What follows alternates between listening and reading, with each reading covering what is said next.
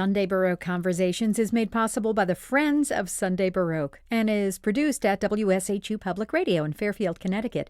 I'm Suzanne Bona. Thank you for listening. Don't miss an episode of Sunday Baroque Conversations. Subscribe on Apple or wherever you get your podcasts. And please leave us a review. If you want to find out where you can listen to our weekly show, visit our website, sundaybaroque.org, for a station list and our 24/7 stream. Again, that's sundaybaroque.org.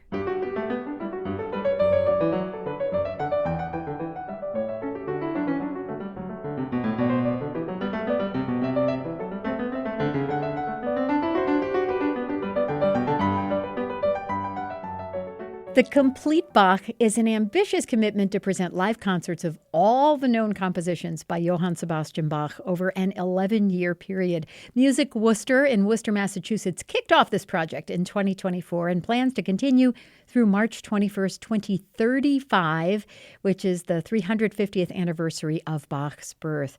The artistic director of the Complete Bach is Chris Shepard, who joins me on Zoom to talk about this Bach extravaganza. Hi, welcome. Oh, Suzanne, no matter how many times I hear an interviewer say those words, I still get this feeling in the pit of my stomach, wondering how I've ever gotten myself into this. Uh-oh. Well, when and where did this first kernel of this project start? I mean, were you sort of forced into it, or how did this come about? Look, this is just, as you might imagine, look, your love of Baroque music and Bach, it is a life's dream. And the truth is, I never could have been audacious enough to have imagined it. But I had the most extraordinary experience. I was plucked from teaching in a boarding school. I taught at the Taft School in my 20s. And this headmaster from Sydney Grammar School, which is really phenomenal school, probably more like the great English day schools like St. Paul's in London, very academic, very athletic, and as it turns out, very musical. It has a phenomenal music program. And I was offered a job, so I went down to Sydney, where I stayed for 13 years. And while I was there, I founded a choir and orchestra, the Sydneyan Bach Choir and Orchestra, and we performed all of the choral cantatas. So not the solo cantatas, so only 142 cantatas as opposed to 200. And so already in my blood was this idea that it is possible to do a crazy encyclopedic project. And as you and your listeners would know, from around 2000, which was the 250th anniversary of Bach's death, all those boxed sets came out, and you had John Eliot Gardiner doing all of the cantatas on a pilgrimage in 1 year. So I think this idea has just been in the ether of do all of Bach. Mm-hmm. And I do need to say the Netherlands Bach Society, which are absolutely extraordinary and really quite different from our project, and I can describe how in a bit. They've been doing the Complete Bach, and we think that that is the first project ever to do everything. Mm-hmm. However, because of COVID and because they have concentrated on these really high-level video recordings, there are many performances that don't have an audience for them. Mm. So we can claim, we think, nobody has corrected me yet, I've been talking about this for 2 years, that we are the first ever live performance, Complete Bach, particularly in that discrete 11-year period. And this is possible, Suzanne. It's really quite insane. I don't know if do you know Mechanics Hall in Worcester? I do, and I do want to talk to you about that venue. It is amazing. Have you played on that stage? I have. It is such a beautiful stage, and as I like to say, I had one of those annual Messiah runs with the Masterwork Chorus at Carnegie Hall every year for a decade before I gave that job up to do the Bach. And I have to say, obviously Carnegie Hall is the place, but for me, and I've got to say, for a number of musicians who record at Mechanics, like Yo-Yo Ma, like Boston Baroque, it is a special, special place.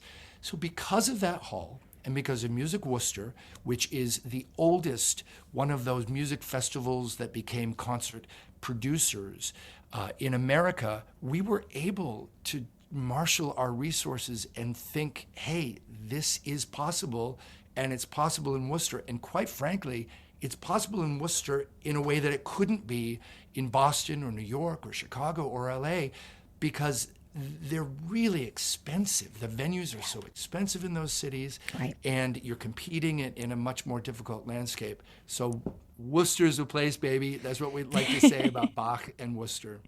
Well, since we're talking about Mechanics Hall, let's just dig a little bit under the surface there, because what would you talk a little bit about what makes it special? It's very historically significant, in addition to being really acoustically lovely. That's exactly right. So it is now 170-ish years old, and it's one of those venues. And parenthetically, and I think kind of interestingly, Australia's boom was in the same kind of time period, that middle of the 19th century to the early 20th.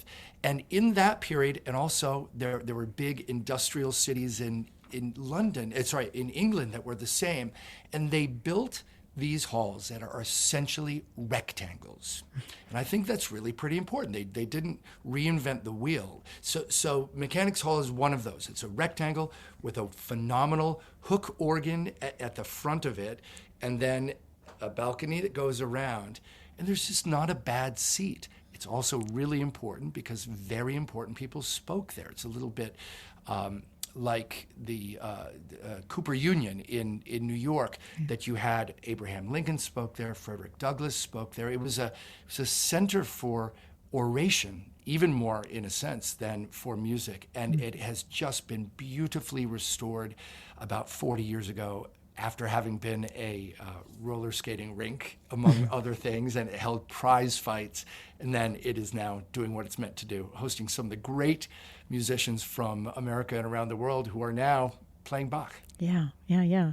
So let's talk about your partners in this massive undertaking, because there are many. And as you alluded to, although some things about your project are comparable to the Netherlands Bach Society, you're using both amateur groups as well as top-tier professional groups, and sort of mixing it up in a very different way. So let's talk about some of the partners who are participating. One would never try to claim any kind of kinship with Johann Sebastian Bach when he is on a level so much higher than I could ever be. But I think that we recreate a little bit of what his own situation was like, particularly in Leipzig, because like me, he worked in a boys' school. That's what Sydney Grammar School was. So his choristers were largely the boys from the school and a few kids from the university. But he also had what we call the Stadtpfeifer, the town pipers, who were the professional musicians, and we have plenty of those, and kind of everything in between. Unfortunately, women couldn't sing or perform, especially in the church, in what was a very conservative Lutheran town. We have a pretty good sense that Bach would have liked them to. We know that he thought a great deal of both of his wives, who were both great singers. Right.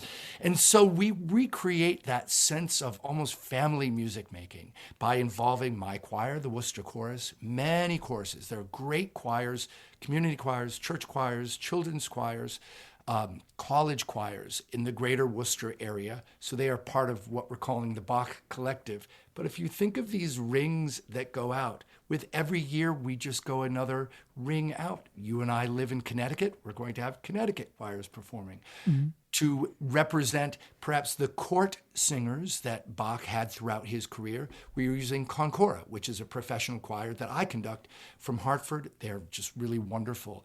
And then as those rings go out, we are then able to involve these phenomenal professional musicians, many of whom you have interviewed yourself. I know that you and I share a great respect and I think fondness for Simona Dinnerstein, who's one of my favorite Bach pianists, now a conductor. Jeremy Denk played the partitas last year.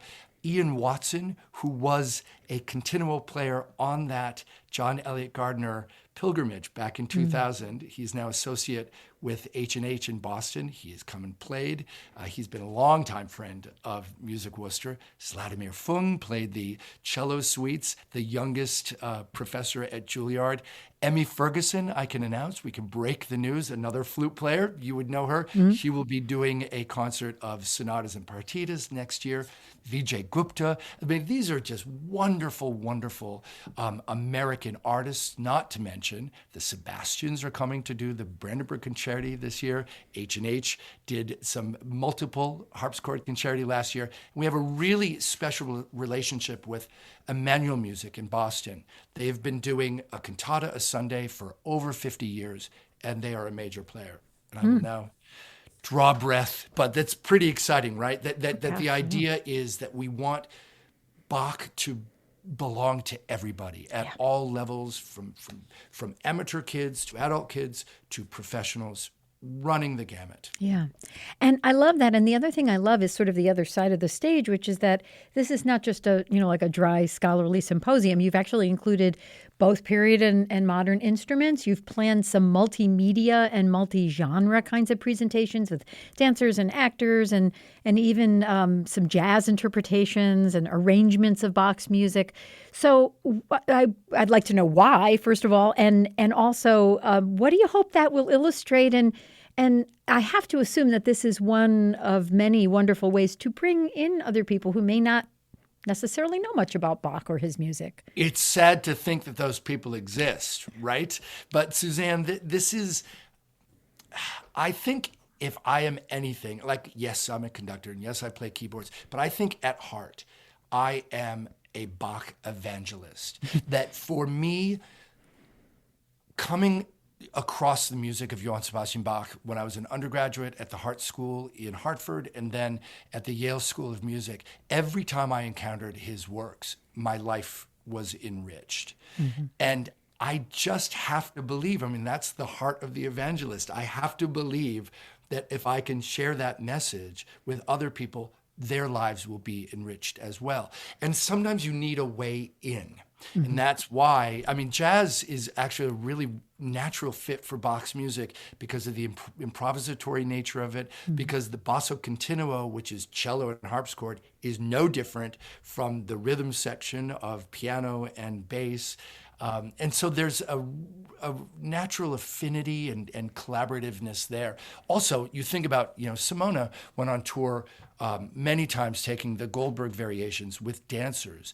And so to visualize something while you're hearing this great music can bring alive what is already something so kinetic in the music itself. So that I just don't want to be fussy. I don't think I don't think Bach was fussy. This is the weirdest thing. We don't know a great deal about the man. We know that he didn't always love being managed by bosses, and that we know that he knew his value, but still had a modesty in the face of what he could accomplish.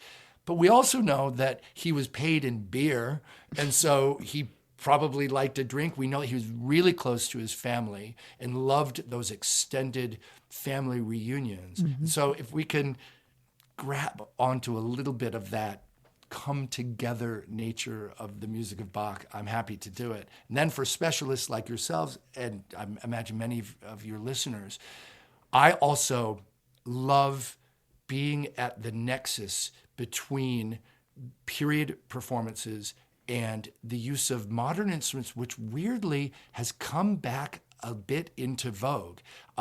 I just turned 60, and it turns out that I remember the first changeover, and I wrote my PhD thesis was actually on that period and what it was like for modern instruments to be in the wilderness. There were no recordings except for piano, no recordings of Bach major choral works, for example, using modern instruments for decades and decades. And conductors talked about they wouldn't program it because the reviewers would be so scathing, and that has shifted.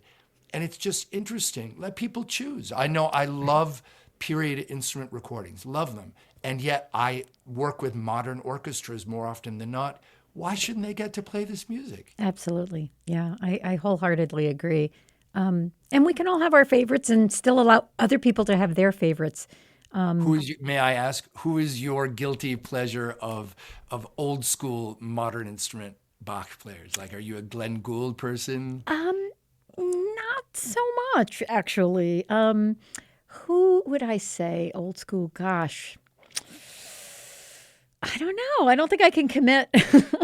I'll listen. I'll listen to the program more carefully now and see what you put on. I'll have to think about that. But the other thing you put me in mind of as you were talking about this, and as well as talking about some of the partners that you are collaborating with, I thought of how Bach has spread across the world. And part of the reason for that is like the world is smaller now, right? Just the ability to communicate so instantly, the ability to travel so easily. And I think of the first thing that came to my mind was Masaaki Suzuki. Oh, Here, growing up in Japan, being so enamored with Bach and his music and going and studying and then coming back and founding this group and then teaching at Yale. Yeah. And so that's what an example of, right, how global Bach's music and messages.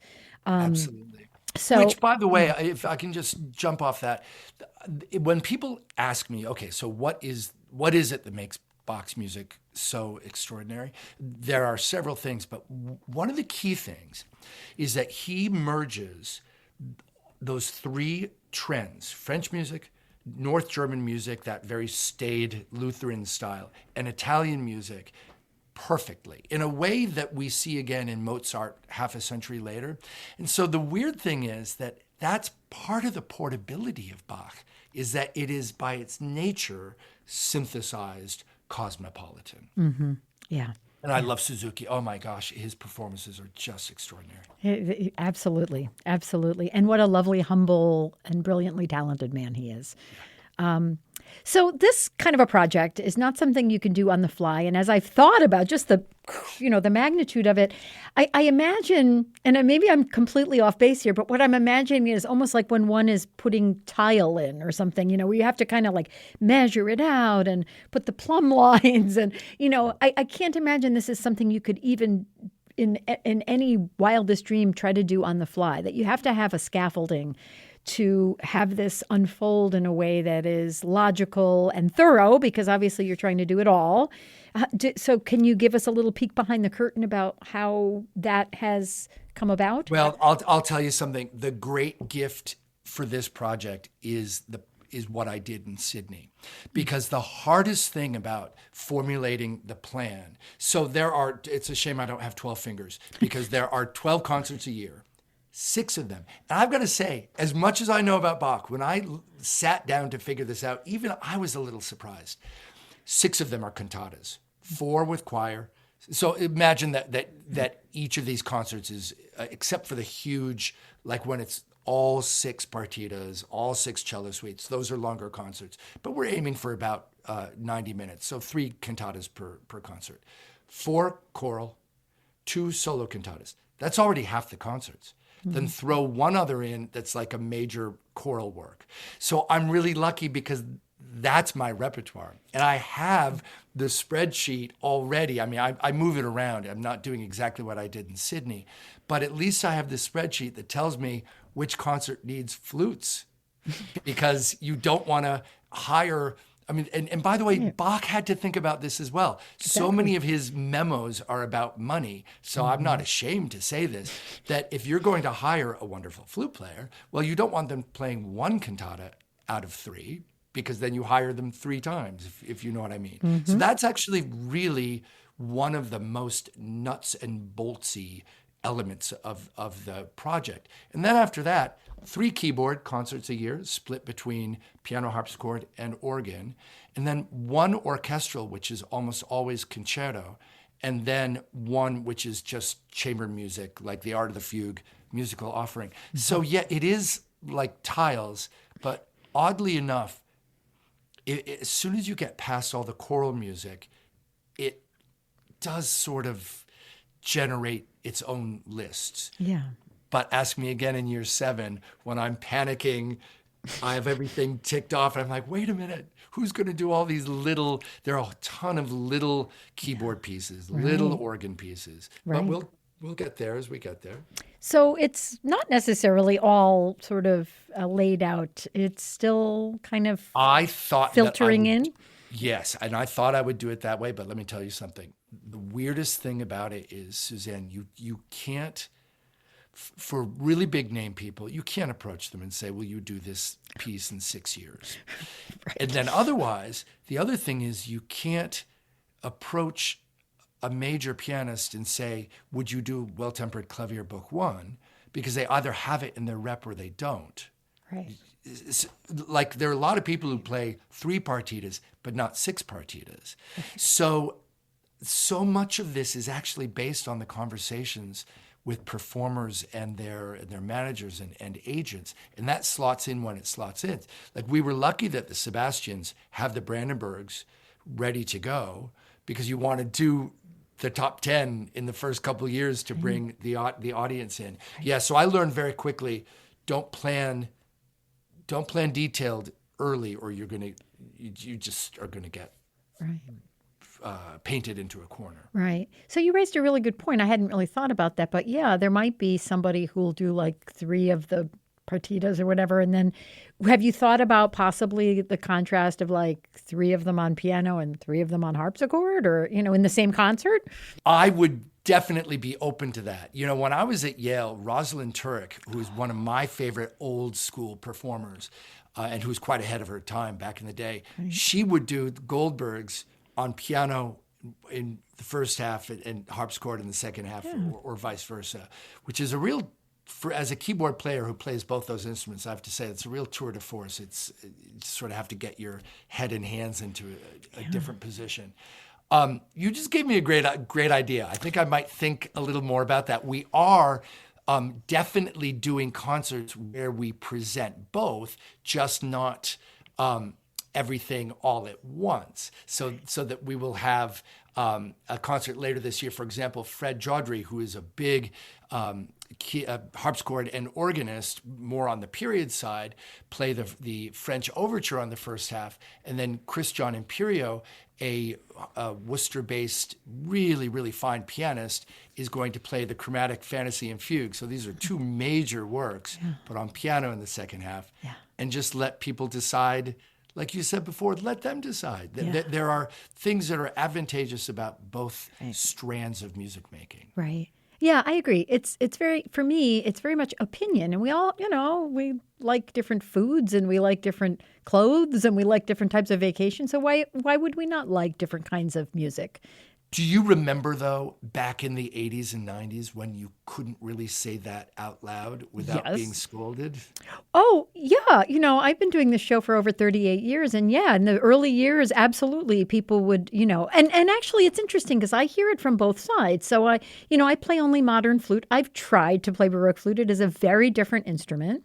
I am a believer in that if it's good, it's good, and I think it's okay to let other people like what they like, and so I can remember, and it still happens now, where sometimes a listener will scold me because they really think it should only be played on the harpsichord, and Bach would not have had this, and I say, well, Bach wouldn't have had the radio or CDs or electricity or any of these other things as well. So there are lots of things that have propelled the music, and thankfully, and then I have friends who are fellow modern instrument players, in particular a pianist friend in Cincinnati who just cannot stand harpsichord and goes crazy every time and says it's so much better on the piano. And I think, okay, that's okay too, and I always feel as though it's almost like as a journalist, like if you're getting sort of from both sides, people complaining, you're probably hitting it right. Do you know what's funny about that? And of course, you have heard so many more recordings than I through the years.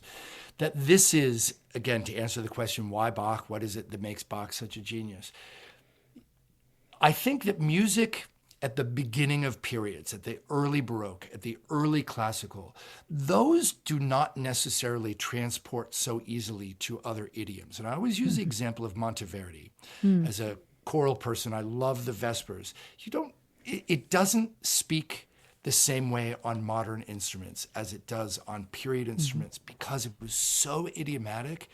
Bach, miraculously, is a combination of exactly idiomatic. When he plays something, when he writes something for the violin, it is violinistic, but like dig-a-dum, bum, bum, bum, dig-a-dig-a-dum. But then when he rewrote that piece for organ, it was so idiomatically organistic. And that somehow translates to when you hear the Goldbergs on harpsichord, you're like, oh, that was written for harpsichord. But then you hear Simona play the Goldbergs on piano and you think, oh, wow, that was written for piano. Like, it's crazy, right? Yeah. Well, that's genius, I guess, right? Well, that's one element of genius. One element of genius. Yeah. And it's also, To my mind, apex. He was the literally, I mean, he is the acme and the apex in general, the alpha and the omega of music, but he was literally the apex of the Baroque period. So the whole movement had coalesced and matured and aged by then. So it was more pure music rather than trying to be dogmatically one way or another. Right, right. And he was very practical. You know, he had a job and deadlines. And necessity is the mother of invention, as they say. So Absolutely. yeah. So give me the elevator speech for someone coming to attend these concerts. What are a few sentences that you would say to someone to compel them to sign up for these concerts? It is almost impossible to find a project like this in any field that you love. Imagine being able, whether you know much about Shakespeare or not, imagine being able to climb inside his mind and see every play that he ever wrote and how much you would be enriched by that. Or the August Wilson cycle of all the plays that he wrote.